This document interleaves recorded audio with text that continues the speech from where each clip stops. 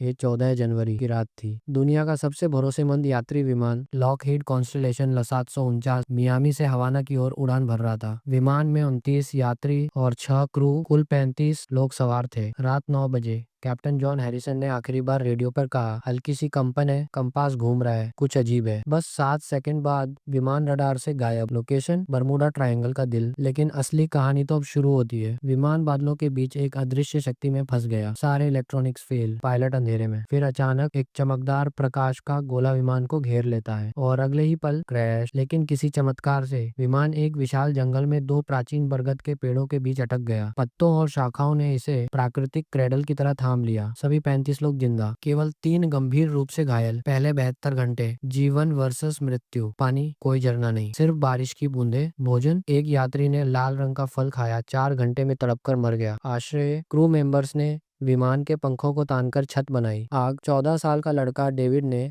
अपनी घड़ी के कांच से सूरज की किरण फोकस कर पहली चिंगारी जलाई। इंजीनियर मार्क रॉस ने टूटे रेडियो को जोड़ा, एक कमजोर सिग्नल भेजा। जवाब, सिर्फ सन्नाटा। 10वां दिन, विद्रोह। जब उम्मीद टूटने लगी, 5 युवा, 3 लड़के 2 लड़कियां ने रात में चुपके से विमान का एक दरवाजा, कुछ प्लास्टिक शीट, बांस की छड़ियां इकट्ठा कर एक अस्थायी राफ्ट बनाया और समुद्र में उतर गए। वे कभी नहीं लौटे। क्या वे डूब गए या कहीं और पहुंचे? रहस्य आज भी अनसुलझा है। नया समाज, कैप्टन का नेतृत्व। बचे 30 लोगों ने कैप्टन हैरिसन को अपना नेता चुना। काम बांटा गया।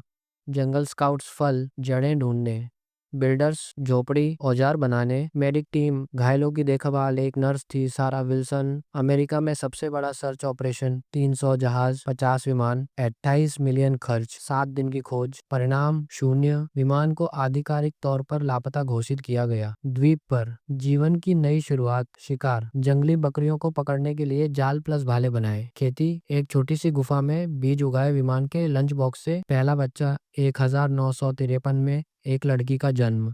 नाम, होप, उम्मीद। दूसरा प्रयास, नाव का सपना। 3 साल बाद 20 लोग मिलकर विमान के धड़ से एक नाव बनाते हैं। 25 लोग सवार होते हैं, लेकिन तूफान आता है, नाव पलट जाती है। केवल 9 लोग तैरकर लौटते हैं। 16 की मौत। अब बचे 23 लोग। 8वां साल, टूटता मनोबल।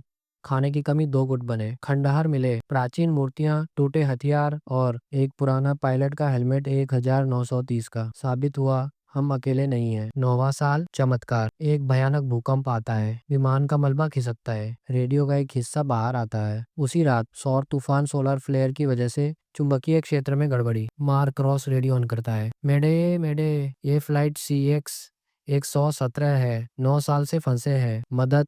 ऑपरेटर को लगा प्रैंक, लेकिन जब मार्क ने पायलट का नाम, तारीख, सीट नंबर बताए, पूरे रूम में सन्नाटा। 9 साल बाद धुएं का सिग्नल देखकर अमेरिकी नेवी का जहाज आता है। 23 लोग, कमजोर लेकिन जिंदा। आंसुओं का सैलाब, दुनिया हैरान। वापसी के बाद 1960 में एक किताब छपी, the island of last hope. लेखक रिचर्ड ग्रे। आज भी लोग पूछते हैं, वो 5 युवा कहाँ गए? वो प्राचीन खंडहर किसके थे?